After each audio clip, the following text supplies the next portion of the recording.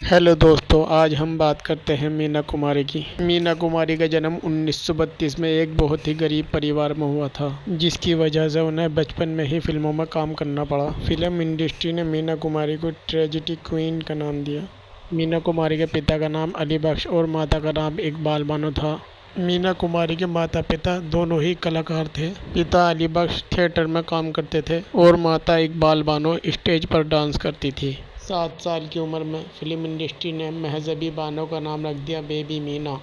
Baby Meena जब बड़ी हुई और बतौर हीरोइन काम करने लगी तो इनका नाम मीना कुमारी ही रख दिया। शुरुआत में मीना कुमारी ने धार्मिक फिल्मों में काम किया, फिर धीरे धीरे वो वक्त भी आ गया जब विजय भट्ट की फिल्म बेजू बावरा में उन्हें बतौर हीरोइन काम मिला।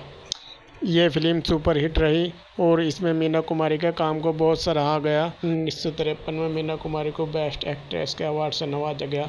उसके बाद मीना कुमारी ने पीछे मुड़कर नहीं देखा। 1953 में परिणीता, 1956 में एक ही रास्ता, 1957 में शारदा और 1960 में आई फिल्म दिल अपनाओ प्रीत पराई को कौन भूल सकता है। 1962 में आई फिल्म साहिब बीवी और गुलाम ने मीना कुमारी को एक नई ऊंचाई पर पहुंचा दिया। सन 1952 में मीना कुमारी को डायरेक्टर कमाल अमरोही से प्यार हो गया और दोनों ने शादी कर ली। कमाल अमरोही मीना कुमारी से उम्र में 15 साल बड़े थे और पहले से ही शादीशुदा थे।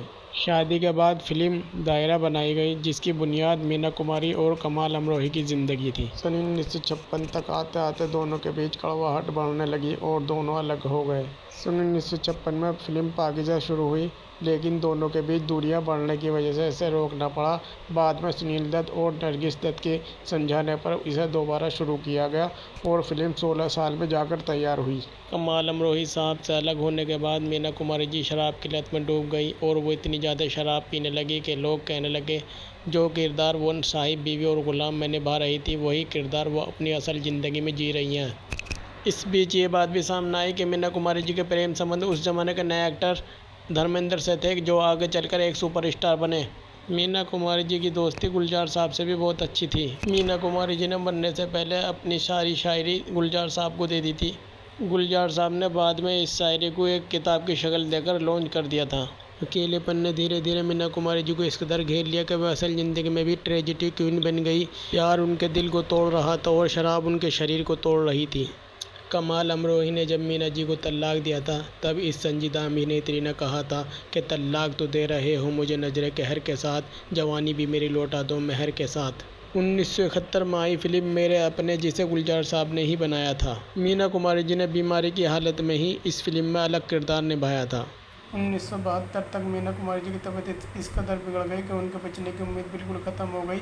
इसी दौरान पाकीज़ा को रिलीज़ किया गया। पाकीज़ा की रिलीज़ की ओपनिंग शो मीना कुमारी देखने खुद गई थी, लेकिन वो इसकी कामयाबी नहीं देख पाई। रिलीज़ के 3 हफ्ते बाद ही मीना कुमारी जी को अस्पताल में भर्ती करना पड़ा। अस्पताल में इलाज के दौरान ही मीना कुमारी जी 31 मार्च 1972 को इस दुनिया को अलविदा कह गई। मीना कुमारी जी एक ऐसी अभिनेत्री रहीं जिन्होंने 30 साल तक फिल्मों में काम किया और एक से बढ़कर एक किरदार निभाया और बहुत ही कम उम्र में इस दुनिया को अलविदा कह गई। मीना कुमारी जी ने अपनी खूबसूरती और बेहतरीन अभिनय के दम पर सालों तक भारतीय सिनेमा पर राज किया। भारतीय सिनेमा के इतिहास में मीना कुमारी जी को हमेशा याद रखा जाएगा। वीडियो अच्छी लगी हो तो चैनल को सब्सक्राइब और वीडियो को लाइक कर देना। धन्यवाद।